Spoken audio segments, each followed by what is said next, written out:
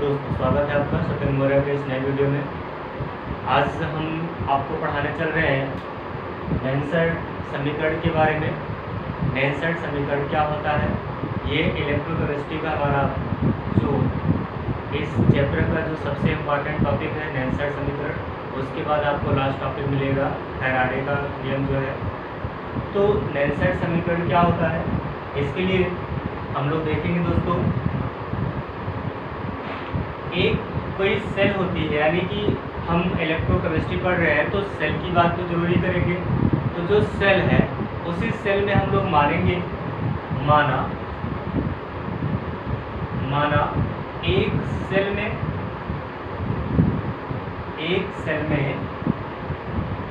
उत्क्रमणीय अभिक्रिया होती है। क्या कर लेना है, आपको मान लेना है कि एक सेल में एक उत्क्रमणीय अभिक्रिया होती है। वो अभिक्रिया कौन सी है आपको दिखाना है, A plus B, reversible sign of arrow, उत्क्रमणीय चिन्ह का निशान। उसके बाद हम लोग दिखाएंगे सी प्लस डी और डी। देखिएगा यहाँ पर क्या दिखाया गया है, ए यानी एक स्मॉल ए और एक कैपिटल ए दिखाया गया है, और एक स्मॉल बी और एक कैपिटल बी दोनों मिलकर एक प्रोडक्ट बना रहे हैं, उत्पाद बना रहे हैं। उस उत्पाद का क्या नाम है, सी और डी। तो स्मॉल सी और स्मॉल डी भी लिया गया है। तो यहाँ पर स्मॉल का मतलब क्या है, ये जो स्मॉल में लिए गए हैं इन सब का मतलब है यहाँ पर कंसंट्रेशन से, किससे, कंसंट्रेशन यानी सांद्रता से मतलब है। तो जो भी है यहाँ पर सांद्रता के रूप में जो लिखे गए हैं या जो सांद्रता के रूप में लिखा गया है, आगे चलकर जब हम इसको लिखेंगे क्यू के रूप में, यानी कि जो हम क्यू बराबर मिलेगा वो आपका, यानी जो हमें वियोजन मिलता है, तो वियोजन में क्या होता है, उत्पाद की संख्या, उत्पाद बटा क्या होता है, अभिकारक, उत्पाद बटा क्या होता है, अभिकारक होता है। सांद्रता के रूप में लिखेंगे तो इसका मतलब हो जाएगा सी, कैपिटल सी है, और यहाँ पर हो जाएगा डी, स्मॉल डी, और यहाँ पर क्या हो जाएगा ए, यहाँ पर क्या हो जाएगा स्मॉल ए, और यहाँ पर हो जाएगा बी, और यहाँ पर क्या हो जाएगा स्मॉल बी। तो देखिए जो यहाँ पर सांद्रता है, यहाँ पर जिसके पहले सांद्रता लिखी गई है, जो कंसंट्रेशन लिखा गया है, ये जो कंसंट्रेशन है जब हम इसको यहाँ पर वियोजन के रूप में लिख देंगे तो यहाँ पर क्या हो जाएगा, ये सांद्रता के रूप में जब लिख देंगे तो यहाँ पर क्या हो जाएगा, इसके स्क्वायर के रूप में चला जाएगा, इसकी पावर, इसकी घात के रूप में चला जाएगा। ठीक है, तो इतना हो गया। जब इतना हम लिख लेते हैं तो यहाँ पर हम लोग लिखेंगे उत्क्रमणीय अभिक्रिया के लिए, या फिर हम लिख लें ऊष्मागतिकी से। अब हमको क्या करना है, ऊष्मागतिकी का रूल लगाना है यहाँ पर। तो हम लोग लिखेंगे ऊष्मागतिकी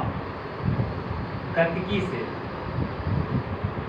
ऊष्मागतिकी से आपको बताया गया था कि आप पढ़कर आएंगे कि गिब्स मुक्त ऊर्जा क्या होती है, आप पढ़कर आए होंगे।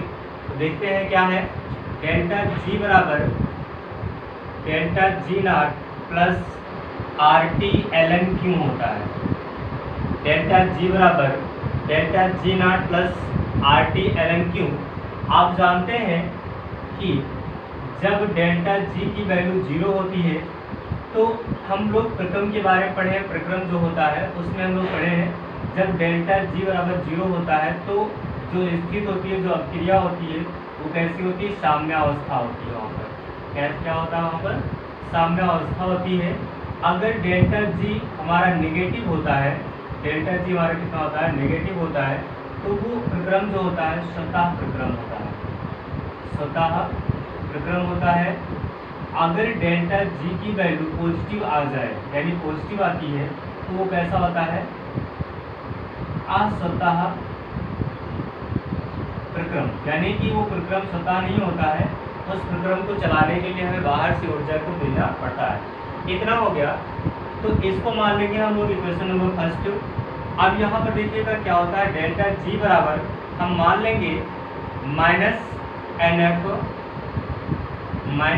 F E cell, minus N F E cell, और फिर डेल्टा जी नॉट बराबर क्या हो जाएगा, minus N F E not cell. दो वैल्यू हम लिख लेंगे, इसे मान लेंगे समीकरण नंबर, या समीकरण ना मानिए तब भी कोई दिक्कत नहीं है, लिख लेंगे नीचे से डेल्टा जी और डेल्टा जी नॉट का मान समीकरण 1 में रखने पर जब डेल्टा जी और डेल्टा जी नॉट का मान समीकरण 1 में रख देंगे क्या मिलेगा दोस्तों, देखते हैं। यहाँ पर मिल जाएगा minus N F E cell equal to minus N F E not cell plus का क्या हो जाएगा यहाँ पर R T L N Q, ये हो जाएगा प्लस का R T L N Q हो जाएगा। तो यहाँ पर इसको मान लेंगे क्वेश्चन नंबर 2, समीकरण 2 मान लेंगे। फिर कहेंगे समीकरण 2 में माइनस एन एफ से दोनों पक्षों में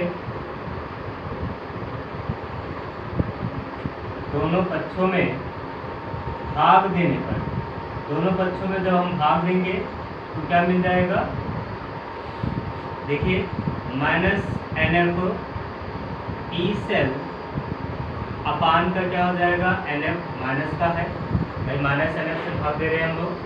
यहाँ पर क्या हो जाएगा equal to minus N F E not cell upon का minus N F plus R T आप अलग कर लीजिए, R T minus N F l N Q अलग कर लीजिए, ठीक है।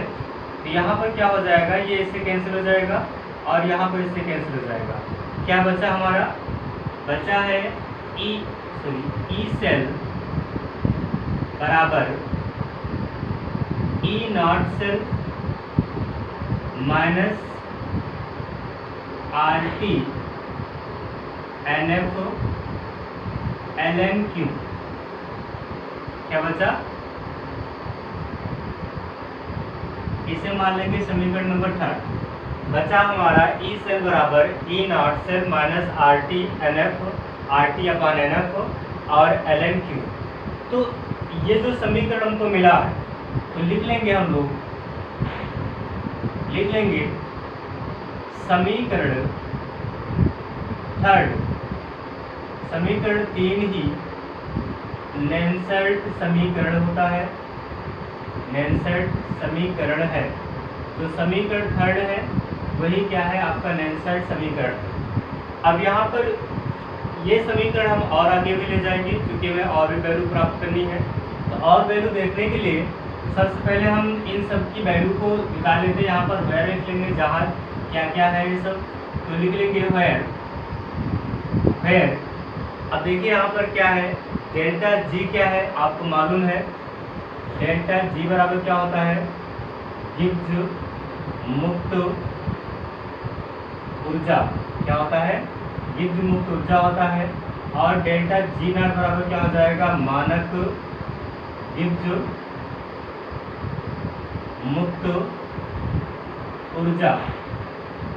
फिर और क्या बचा यहाँ पर, ई सेल बराबर क्या हो जाएगा, सेल विभव, क्या हो जाएगा, सेल विभव। ई नॉट सेल बराबर क्या हो जाएगा, मानक सेल विभव, मानक सेल विभव हो जाएगा।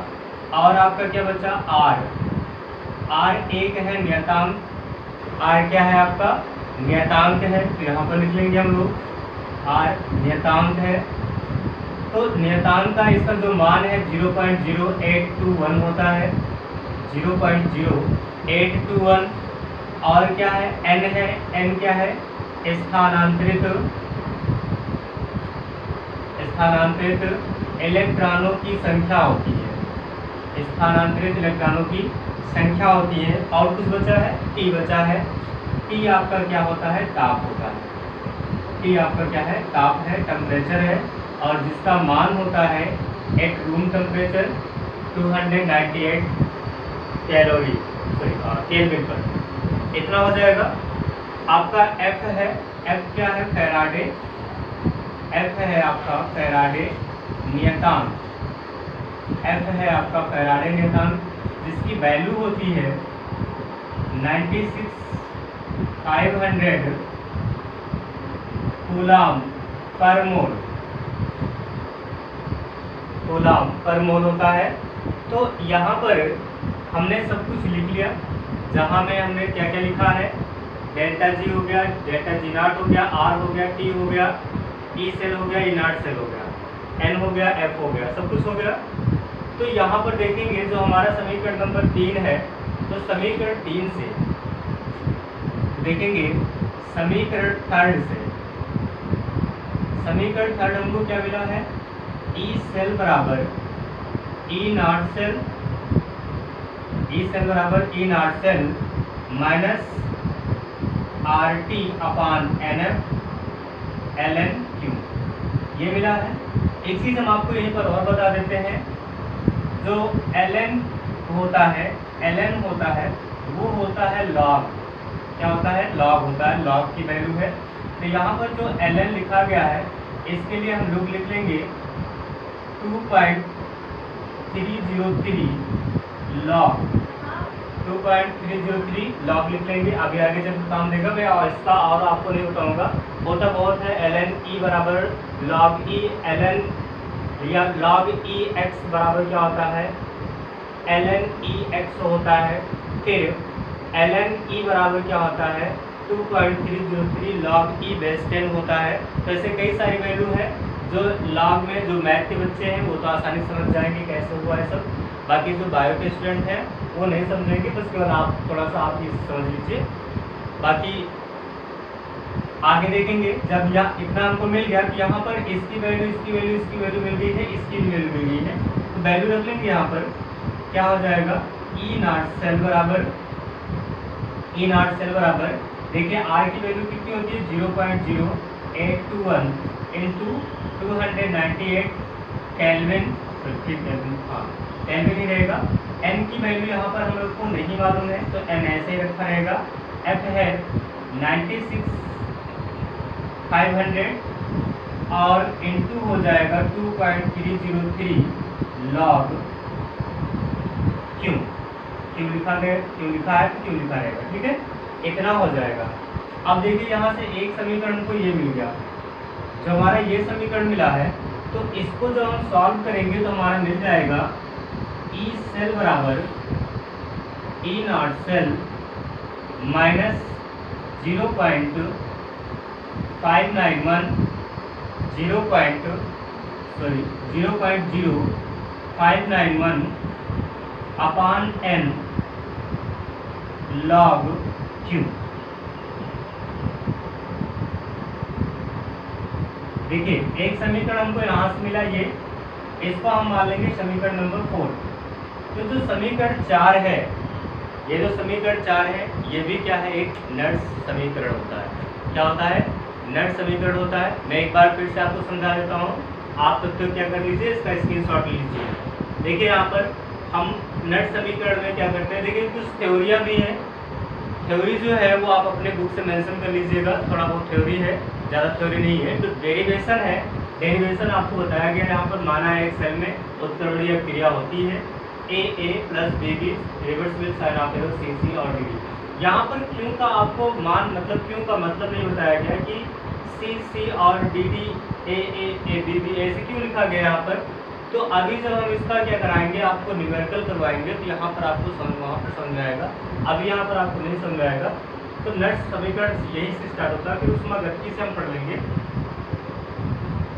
डेल्टा जी बराबर क्या होता है, delta G not plus R T L N Q, और जी डेल्टा जी बराबर हमको यहाँ से ऊष्मागतिकी से मिला था, अगर जीरो होगा साम्यावस्था पर है, निगेटिव है तो कोई प्रक्रम जो चल रहा हो स्वतः प्रक्रम है, अगर पॉजिटिव होगा तो असतः प्रक्रम, मतलब स्वतः प्रक्रम क्या होता है, वह प्रक्रम जिसमें ऊष्मा या एंथैल्पी का जो परिवर्तन होता है स्वयं हो, या जो अब क्रिया हो रही हो स्वतः हो जाए, हमको कुछ ना करना पड़े। जैसे दूध से दही बनता है, तो दूध से दही जो बनता है स्वतः बन जाता है, हमको कुछ नहीं करना पड़ता है, ऊर्जा नहीं देनी पड़ती है बाहर से। तो ऐसे ही क्या होता है यहाँ पर। लेकिन अगर कोई ऐसा प्रक्रम है जिसमें हमको ऊर्जा देकर कोई अब क्रिया करानी पड़ी, तो स्वतः प्रक्रम नहीं हो रहा, जबरदस्ती हो जा रहा है, इसलिए बोलते हैं वो असतः प्रक्रम। तो यहाँ पर इतना जाने, तो यहाँ पर क्या हो जाएगा, डेल्टा जी बराबर G not plus R T L N Q, और जी की वैल्यू यहाँ से देखिएगा कुछ चीज़ें हैं जो आपको बुकों में भी क्लियर नहीं कराएगी, जैसे कि डेल्टा जी और जी नॉट में संबंध क्या हो जाएगा, delta ji and delta G not में संबंध, जो संबंध है ये आपको 11 से ही है, यहाँ पर इंटर में ये क्लियर नहीं कराएगा। फिर क्या है डेल्टा जी और ई नॉट में संबंध, तो ये जो संबंध है इस संबंध पर हम लोग अभी डेरिवेशन निकालेंगे, फार्मूला निकाल लेंगे ये सारे संबंधों पर, लेकिन कहो क्लियर कर मतलब आपकी बुक क्लियर करे तो वो बुक नहीं क्लियर कर रही है। तो इस चीज़ को आप ध्यान दीजिएगा।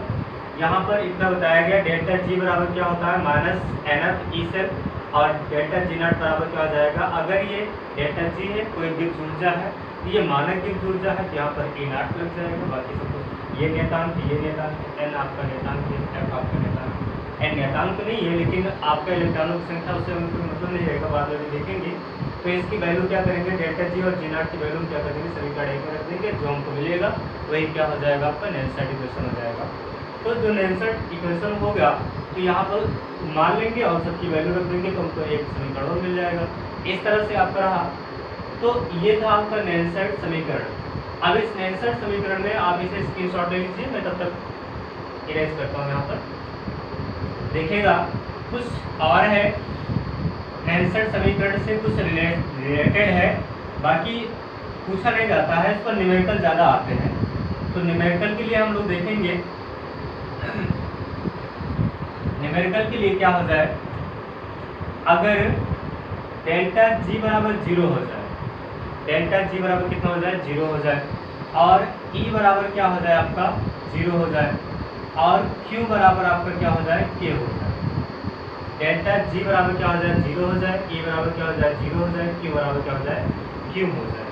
तो यहाँ पर हमको क्या मिलेगा, इसी समीकरण से देखेंगे क्या मिल जाएगा, 0 बराबर, ये समीकरण में देखेंगे हम 0 बराबर 0, 0 बराबर 0 माइनस का 0.0591 अपान कितना हो जाएगा n, और log q के स्थान पर क्या हो जाएगा k हो जाएगा।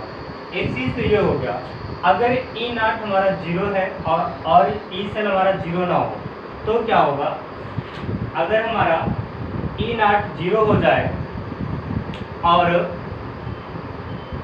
आपका क्या हो जाए, ई नॉट 0 हो जाए और ई सेल 0 ना हो, यानी यहाँ पर ई नॉट 0 हो जाए ई सेल आपका रहे, तो यहाँ पर क्या हो जाएगा, इसको हम पक्षांतर कर लेंगे लॉग का, यानी लॉग के का मान निकालेंगे। तो यहाँ पर हो जाएगा आपका माइनस, ये माइनस में है तो यहाँ पर प्लस में आ जाएगा, या फिर इसको हम क्या कर लें ई नॉट इतना ही रखें, तो इसको भाई किसी के लिए भी वैल्यू हम यहाँ से निकाल सकते हैं। तो यहाँ पर ई से ही लिख लेते हैं, ई नॉट सेल माइनस इतना और यहाँ पर 0 हो जाए। तो देखिए यहाँ पर है 0.0591 upon n log k equal to क्या मिला है हमको, ई नॉट सेल इतना मिला है। तो यहाँ पर log या फिर क्या है log हटाकर चलिए log लिख लेते हैं, log k बराबर क्या हो जाएगा यहाँ पर ई नॉट सेल और ई नॉट सेल तो हो जाएगा। तो यहाँ पर जो log k है उसके लिए ई नॉट सेल आ जाएगा और अपन इनटू में n आ जाएगा और बटे में क्या हो जाएगा 0.0591 क्या हो जाएगा 0.0591 हो जाएगा। तो लास्ट में जो हम k बराबर निकालेंगे वो हो जाएगा एंटी लॉग, भाई यहाँ पर log की वैल्यू हम ले लेंगे anti log E not cell into n upon 0.0591। एक वैल्यू हमको यहाँ से मिल गई, एक वैल्यू हमको कहाँ से मिल गई, यहाँ से मिल गई। अगर इसी में ये जो हमको प्राप्त हुआ है डेल्टा जी बराबर 0 और मान लिया जाए डेल्टा जी नॉट बराबर कितना 0, तो हमने अभी लिखा था यहाँ पर कि डेल्टा जी बराबर डेल्टा जी नॉट प्लस का RT/ln Q, ये लिखा था। तो यहाँ से भी हम क्या कर सकते हैं, वैल्यू को प्राप्त कर सकते हैं। तो कैसे हो जाएगा, एक चीज़ यहाँ से भी देख सकते हैं और एक आपने समीकरण आपने प्राप्त किया था डेल्टा जी बराबर कितना, डेल्टा जी बराबर माइनस एन एफ और क्या प्राप्त किया था, ई सेल, ये आपने प्राप्त किया था। तो यहाँ से भी वैल्यू हम प्राप्त कर लेंगे, इसका मान कितना हो जाएगा, 0 हो जाएगा। एन आपका पता है, ये पता है, एन आपको नहीं पता है, आपको इतना रख देना है, एफ पता है। तो यहाँ से भी क्या कर लेंगे हम, एक अपनी एक अलग से वैल्यू प्राप्त कर सकते हैं। तो इतना देखने के बाद जो हमको मिला, देखिए यहाँ पर के हमको निकालना क्यों था, के निकालना था इसलिए क्योंकि अभी जो हम आपको न्यूमेरिकल समझाएंगे तो न्यूमेरिकल में इसकी आवश्यकता पड़ेगी। तो ये फार्मूला आप नोट कर लीजिए, इस फार्मूले को नोट कर लेंगे। आगे हम लोग चलते हैं न्यूमेरिकल की ओर। चलिए देखते हैं न्यूमेरिकल क्या है। देखिए क्वेश्चन आपके सामने लिखा गया है, एक सेल का ईएमएफ यानी विद्युत वाहक बल का परिकलन कीजिए जिसमें निम्नलिखित क्रिया होती है, और ई नॉट बराबर दिया गया है 1.05 वोल्ट।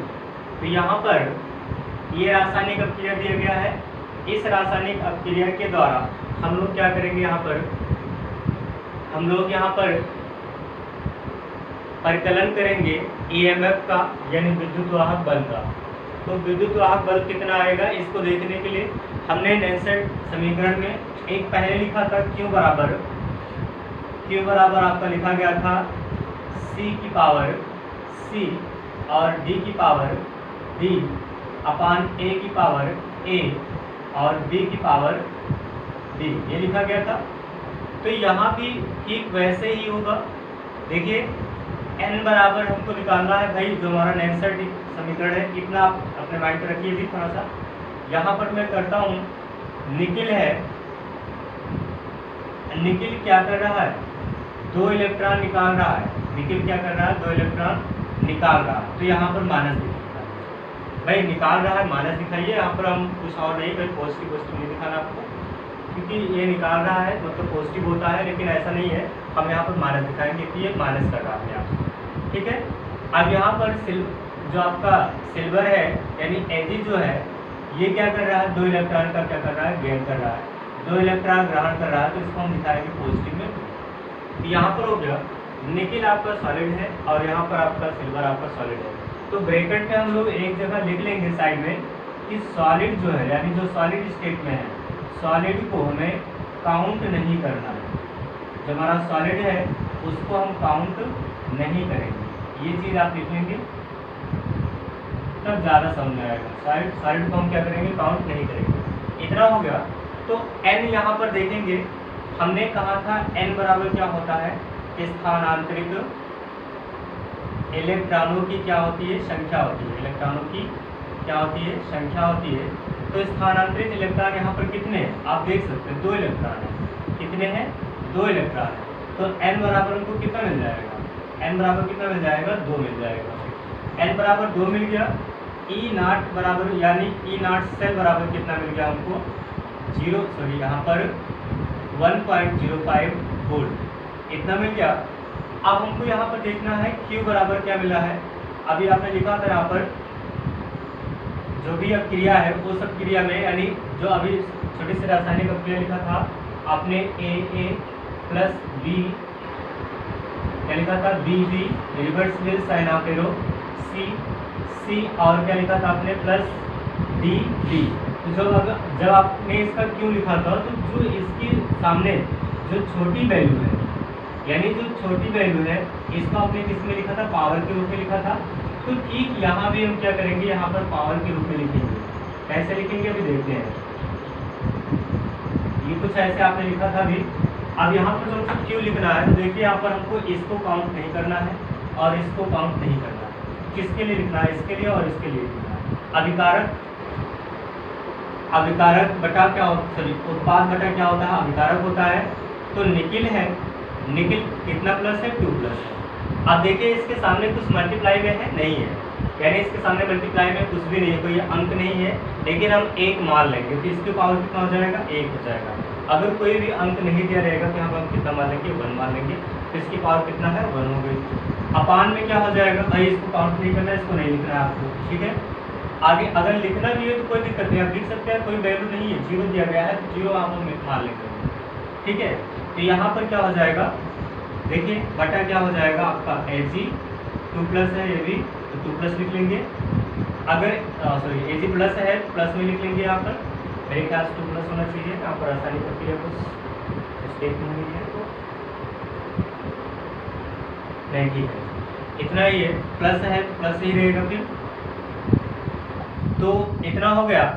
तो इसकी पावर कितनी हो जाएगी, देखिएगा Ag कितने मल्टीप्लाई है, 2 से मल्टीप्लाई है, तो इसकी पावर कितनी हो जाएगी, 2 हो जाएगी। इसकी वैल्यू दी गई है, वैल्यू को ब्रैकेट में लिख लेंगे 0.150 पावर 1 अपान कितना हो जाएगा 0.002 की पावर 2, इतना हो जाएगा। क्यों बराबर हमको ये मिल गया। तो फार्मूला हमारा क्या है, ये तो हो गया गिवन जो हमको दिया गया है, यहाँ पर गिवन वैल्यू हमको मिल गई, तो गिवन मिल गई, तो अब हमारा फार्मूला जो हो जाएगा, फार्मूला है हमारा नेट समीकरण का ई सेल बराबर ई नॉट सेल माइनस का RT ln Q अपान का NL। वैल्यू को रख दीजिए, ई सेल आपको कैलकुलेट करना है, ई नॉट सेल दिया गया है कितना है यहाँ पर, ये यहाँ पर 1.05 माइनस R का मान होता है, R का मान आपको याद होना चाहिए 0.0821, T का मान आपको मालूम होना चाहिए 198, और अपान N कितना हो जाएगा 2, F का मान आपको याद होना चाहिए 96, 500 इंटू ln का मान आपको नहीं मालूम है तब भी कर सकते हैं। तो यहाँ से देखिए एक चीज हम और कर सकते हैं, जो आपको ये मान नहीं याद है अगर, तो आपको एक फार्मूला बताया गया था, ई सेल बराबर क्या होता है, ई नॉट सेल माइनस 0.0591 अपान क्या होता है n अपान n और लॉग क्यू होता है, ये फार्मूला होता है। हम वो फार्मूला डायरेक्ट भी रख सकते हैं, अगर नहीं याद है तो हम ये फार्मूला ऐसे रख लेंगे, ठीक है, दोनों ही फार्मूला हम रख लेंगे, कोई दिक्कत नहीं होगी। यहाँ पर इतना रखेंगे, ये इतना आपको मालूम है, यहाँ पर n वैल्यू 2 रख देंगे, लॉग नहीं पता है और आपको क्या करना है क्योंकि वैल्यू भी बताया जा रहा है। यहाँ पर ln हो गया, ln को हम लॉग में कन्वर्ट कर लेंगे, तो हो जाएगा 2.303 इंटू 2.303 इंटू लॉग, यहाँ पर लॉग क्यों का मान कितना है भाई, क्यों है तो क्यों का मान कितना हो जाएगा, यहाँ पर क्यों आपने प्राप्त किया है, यहाँ से देखिए 0.151 की पावर कितना हो जाएगा 1 अपान 0.002 की पावर कितनी हो जाएगी 2 हो जाएगी। ये हो जाएगा, जितना अब आपका आंसर आएगा, यानी ई सेल बराबर जितना आएगा वही आपका क्या हो जाएगा, आंसर हो जाएगा, वही क्या हो जाएगा, आंसर हो जाएगा।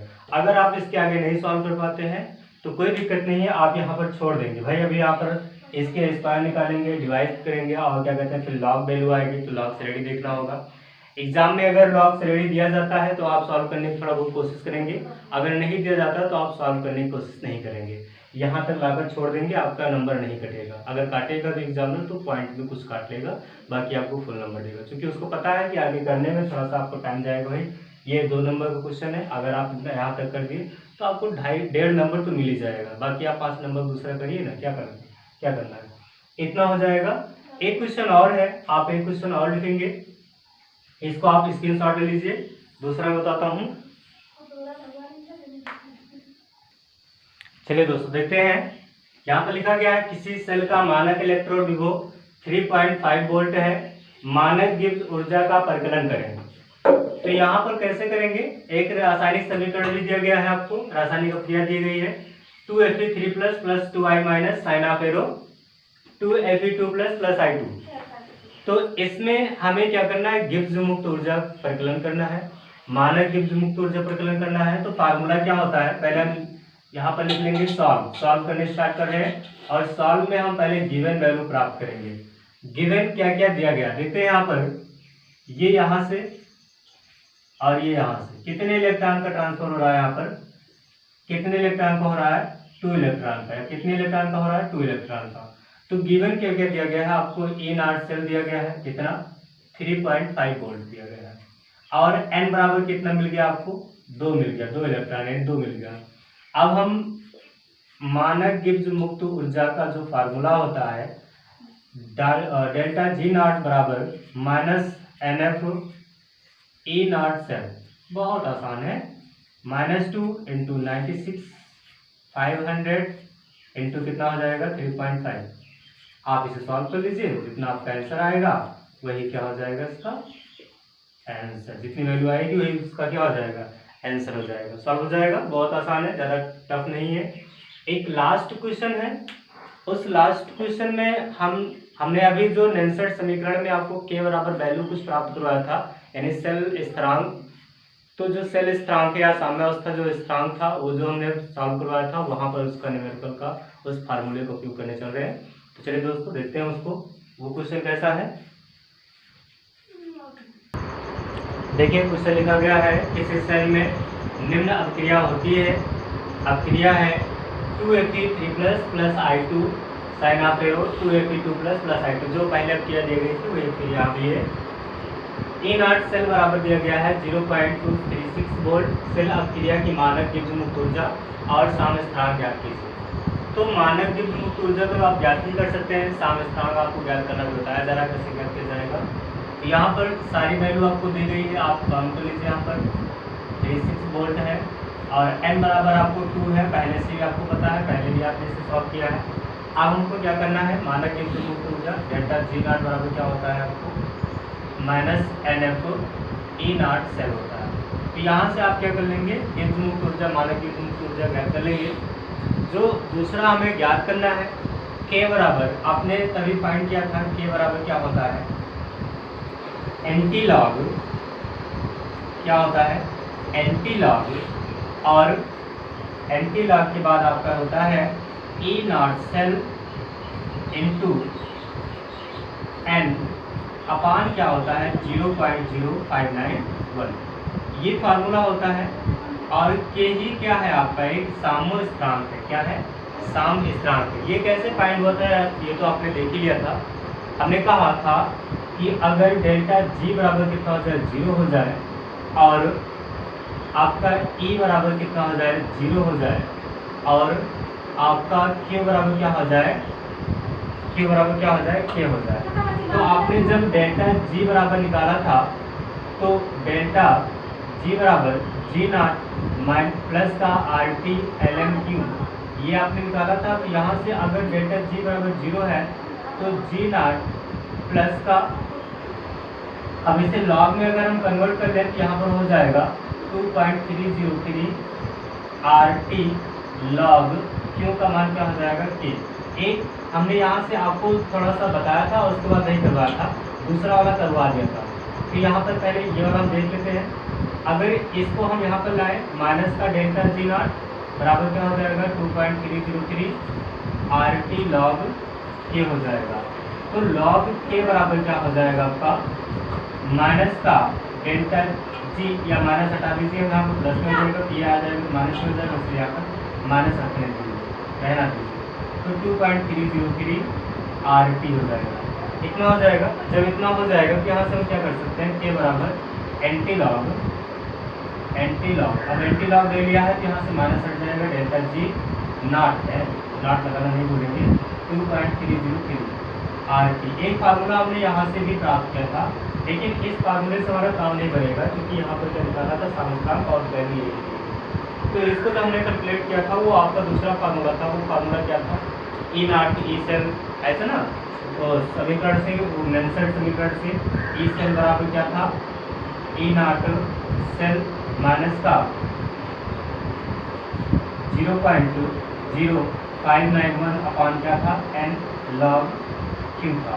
तो यहाँ से जब आपने प्राप्त किया था इसकी वैल्यू 0 थी, सब कुछ सेम यहाँ पर ऐसे, और यहाँ से 0.0591 अपान एन, और यहाँ पर क्या हो गया था लॉग के। फिर लॉग के या फिर यहाँ से सीधा में अगर प्रशांतर करूँ तो हो जाता था लॉग के इक्वल टू क्या हो जाएगा E cell E not cell into n upon क्या हो जाएगा 0.0591। तो यहाँ पर ये था माइनस में, तो यहाँ पर अगर के बराबर एंटी लॉग ले लिया जाए एंटी लॉग तो हो जाएगा आपका ई नॉट इंटू एन अपान क्या हो जाएगा 0.0591। जो यहाँ पर पहले प्राप्त होता है, यहाँ पर ई नॉट मतलब ई से पूरा हो जाएगा। तो यही फार्मूले को क्या करना है, वैल्यू पुट कर देनी है। के बराबर क्या हो जाएगा, एंटी लॉग क्या हो जाएगा, anti log E not cell का मान हमको पता है 3.5 इंटू एन बराबर 2 है 0.0591। इतना आप सॉल्व कर लेंगे और आपका क्या हो जाएगा, के बराबर आपका आंसर आ जाएगा। ठीक दोस्तों, इतना हो जाएगा आपसे। तो यहाँ पर इतना जो हमने 3.5 नहीं बेटा, यहाँ पर कुछ और है वैल्यू 0.236 है। ये चीज़ सॉल्व रखकर सॉल्व कर लेंगे और आपका आंसर मिल जाएगा। आगे हम लोग जो पढ़ने चल रहे हैं वो है विद्युत अपघट्यों में विलयनों की चालकता, यानी विद्युत अपघट्य के जो विलयन है उसकी चालकता के बारे में हम जानेंगे। तो देखते हैं, उसको हम देख लेते हैं अभी। इतना आप स्क्रीन शॉट ले लीजिए। आगे हम लोग पढ़ने चल रहे हैं, दूसरा टॉपिक है। हो गया स्क्रीन शॉट?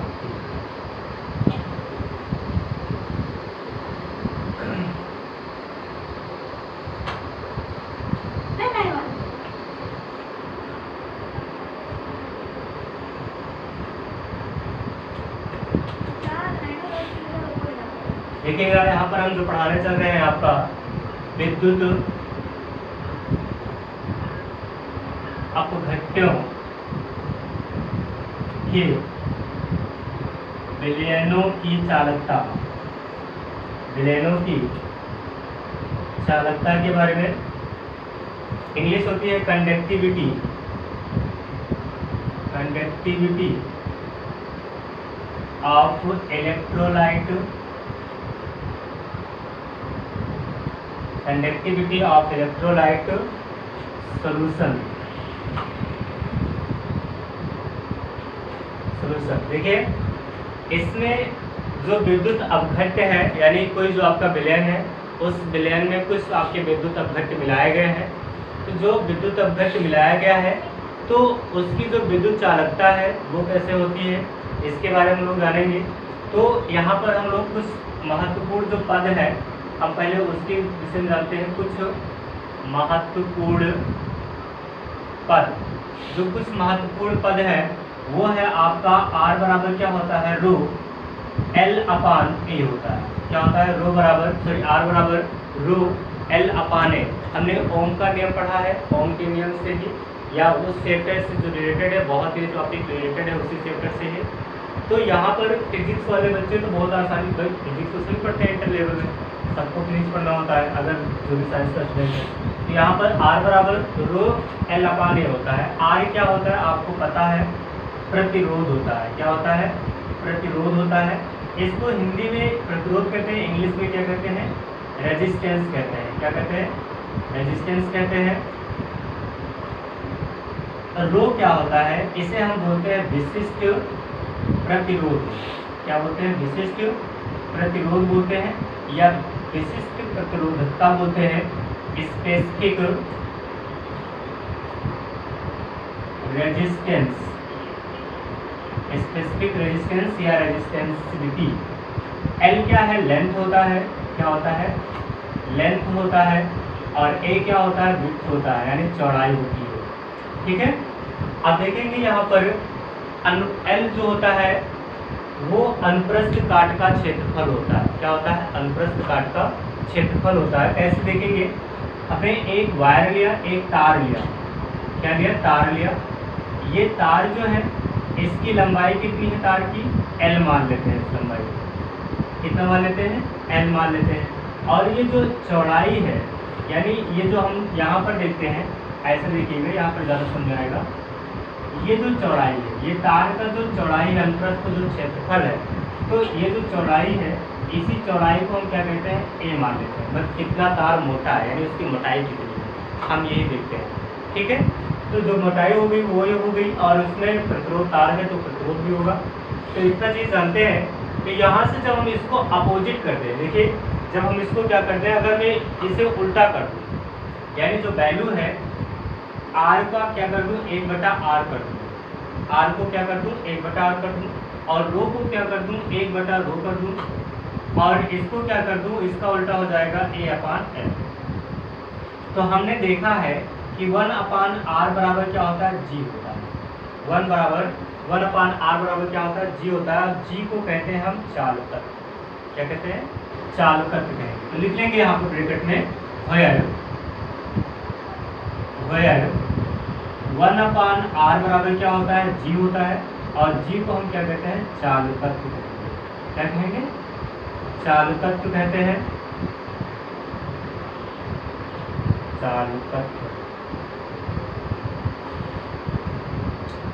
चालकत्व हो जाएगा। और जो आपका 1/ρ है, 1/ρ को हम k कहते हैं। k मतलब क्या होता है, कापा होता है। क्या होता है, कापा। और इसको हम कहते हैं सेल। क्या कहते हैं, सेल, या विशिष्ट चालकता भी बोलते हैं इसे। आप नोट कर लेंगे, विशिष्ट चालकत्व, विशिष्ट चालकत्व हो गया।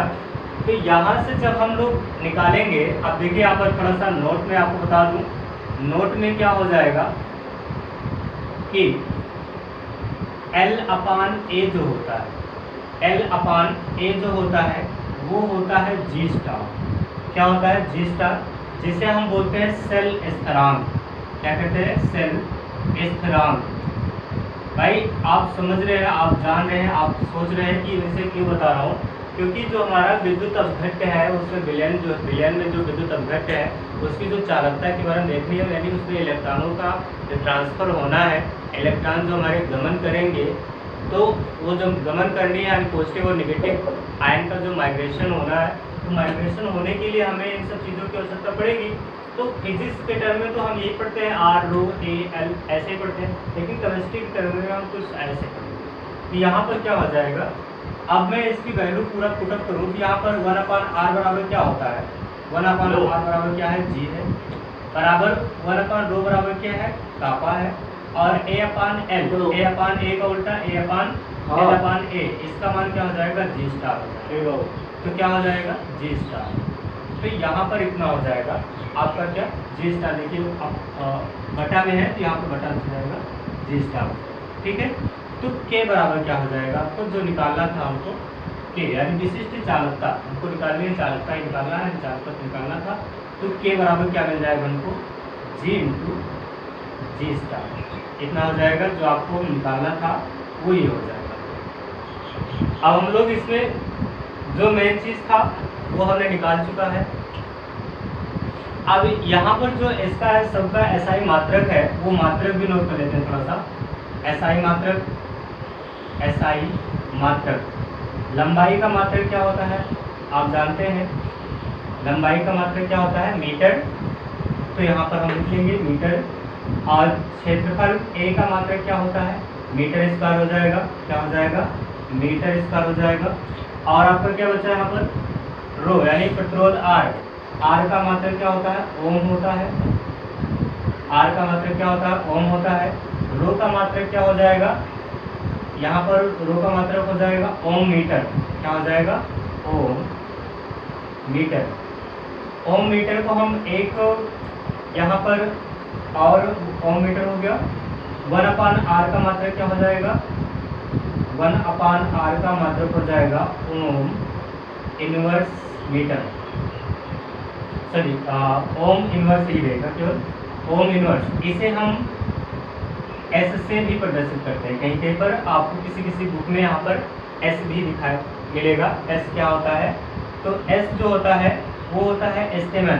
क्या होता है, एस्टेमन, यानी कि STAMEN, ये होता है। और ये जो होता है, एक S बराबर कितना होता है, एक S बराबर होता है 1 ओम इनवर्स। क्या होता है, एक S बराबर कितना होता है, 1 ओम इनवर्स होता है। इतना हो जाएगा। तो यहाँ पर 1/ρ हो गया, 1/r हो गया, और 1/ρ क्या हो जाएगा, 1/ρ बराबर हो जाएगा आपका मीटर इनवर्स। 1/ρ बराबर क्या होता है, ओम इनवर्स और मीटर इनवर्स। तो इसको अगर हम S की वैल्यू लिखें तो S और मीटर इनवर्स हो जाएगा। इतना हो गया। आपका जो G स्टार है वो क्या हो जाएगा, G स्टार हो जाएगा आपका मीटर इनवर्स। इतना हो जाएगा जो इसका SI मात्रक है।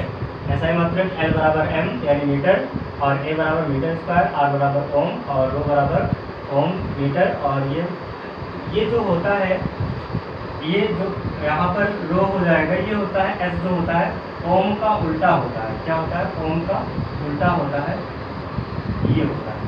ठीक है, तो ये जो होता है ओम का उल्टा होता है, इसको बोलते हैं ओम का उल्टा एस। ठीक है, इतना हो गया।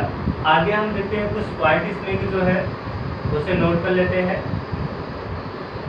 इसके कुछ पॉइंट हैं, तो पॉइंट हो जाएगा आपका जो जी है यानी जो चालकत्व है वो प्रतिरोध आर का क्या है? व्युत्क्रम है। पहला पॉइंट आप यही नोट कर लीजिए।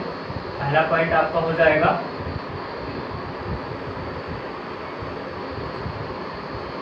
पहला पॉइंट हो जाएगा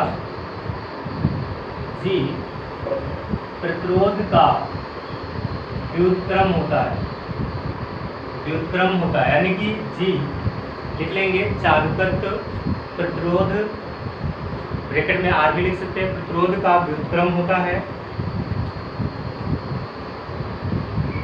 दूसरा पॉइंट हो जाएगा चालकत्व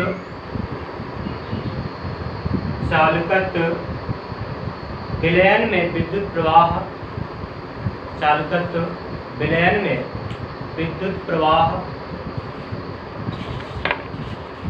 प्रवाह की सरलता की माप है, की सरलता की माप है। और तीसरा पॉइंट हो जाएगा प्रतिरोधकता, तीसरा पॉइंट हो जाएगा प्रतिरोधकता, प्रतिरोधकता का व्युत्क्रम चालकता, प्रतिरोधकता का व्युत्क्रम चालकता या विशिष्ट चालकता कहलाता है। प्रतिरोधकता यानी ये जो रो होता है ये क्या है? प्रतिरोधकता है, प्रतिरोधकता होता है। और इसका जो उल्टा 1/r हो जाता है वो क्या कहलाता है? विशिष्ट चालकता कहलाता है। प्रतिरोधकता का व्युत्क्रम चालकता या विशिष्ट चालकता कहलाता है। कितना हो गया? आगे हम लोग पढ़ेंगे, जो आगे हम लोग को पढ़ना है वो पढ़ना है हम लोग को चालकता के बारे में, यानी चालकता क्या होता है, कंडक्टिविटी क्या होती है, इसके बारे में हम लोग को जानना है। तो जो हमारा मेन टॉपिक बनेगा वो हो जाएगा चालकता। चालकता क्या होता है? कंडक्टिविटी यानी चालकता क्या होती है इसके बारे में जानेंगे। तो यानी जो आपका विलयन है उसकी चालकता क्या होगी, उसकी चालकता कैसे जानेंगे, इसे जानने के लिए आपके सामने डिफिनेशन आ रही है, लिखिएगा। देखिए क्या कह रहा है डिफिनेशन, परिभाषा क्या कह रही है।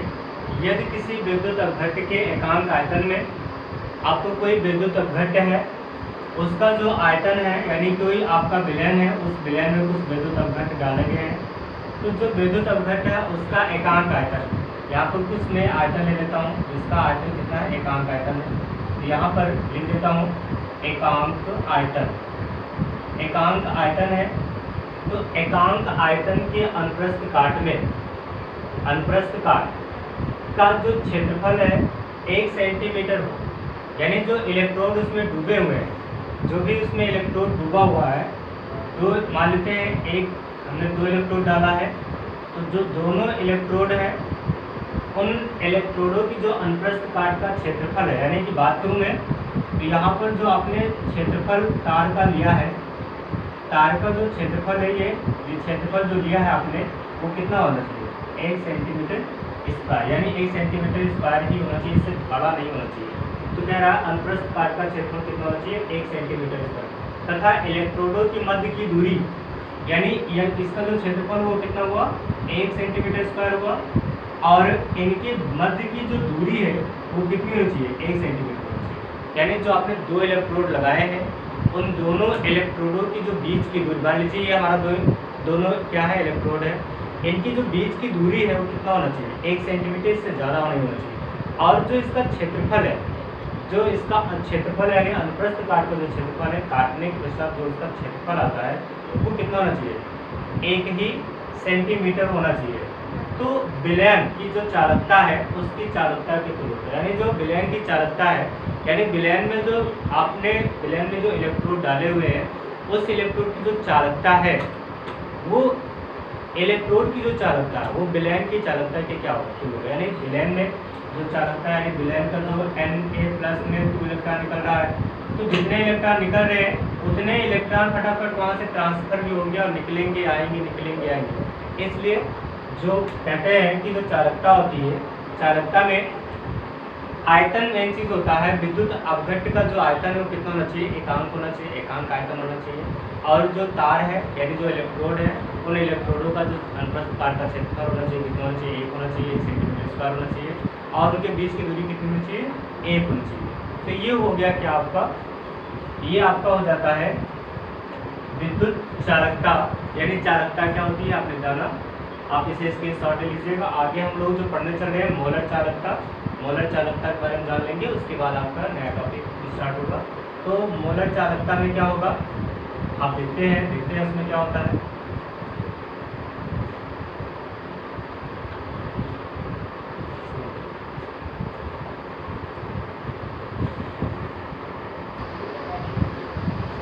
देखिए क्या कह रहा है मोलर चालकता में माना बी आयतन में विद्युत अपघट्ट का 1 मोल है। यानी कह रहा है कि आपने क्या लिया है, एक विलयन लिया है, यहाँ पर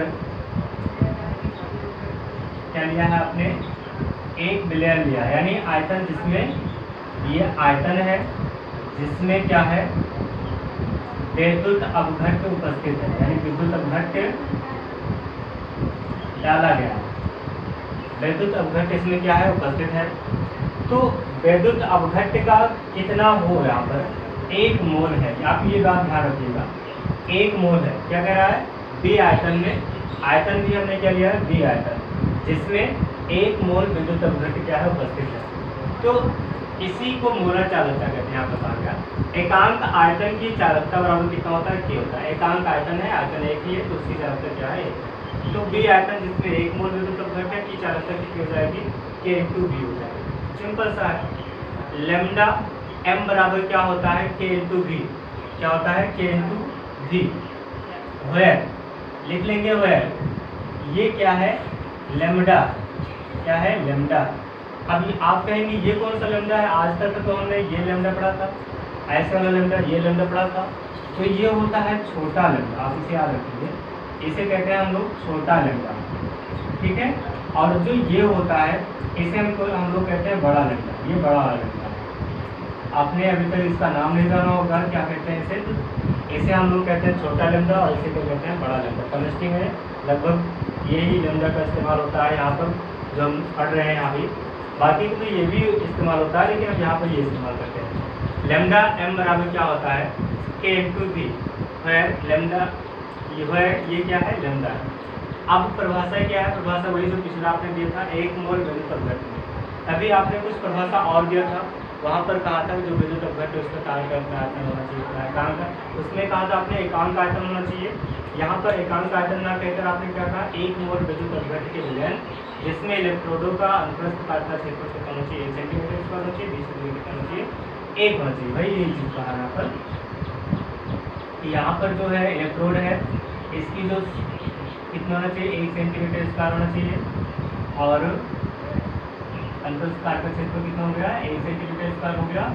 और आपके बीच की दूरी कितनी होनी चाहिए, 1 सेंटीमीटर होनी चाहिए। तो जो उसकी चालकता होती है वही उसकी क्या होती है, मोलर चालकता होती है। इतना हो गया, आप इसको नोट कर लीजिएगा और इसका स्क्रीनशॉट ले लेंगे। आगे हम लोग चलेंगे तो जो हम कल पढ़ाएंगे आपको चालकता और मोलर चालकता में जो संबंध होगा उस संबंध के बारे में बात करेंगे। आज के लिए इतना ही बहुत रहेगा। और आपको हमारा एक वीडियो कैसा लगा, हमारे कमेंट्स बॉक्स में जरूर बताइए दोस्तों। बाकी आप हमारे यूट्यूब चैनल पर अगर आप नए हैं, मैं आपको बता दूं, आप हमारे यूट्यूब चैनल पर अगर नए हैं तो हमारे YouTube channel please subscribe, like, comments करिएगा और बेल आइकन भी दबा दीजिएगा, क्योंकि आपको आने वाले वीडियो की नोटिफिकेशन मिल जाए। साथ में बता दूँ कि जो आप पढ़ रहे हैं नेट समीकरण से हमने स्टार्ट किया था, तो इसके पहले का आप वीडियो देखना नहीं भूलेंगे। अगर आप इसके पहले वीडियो देख नहीं रहे हैं तो इसका मतलब आपको नहीं समझ आएगा। ठीक है दोस्तों, आज के लिए थैंक यू, धन्यवाद।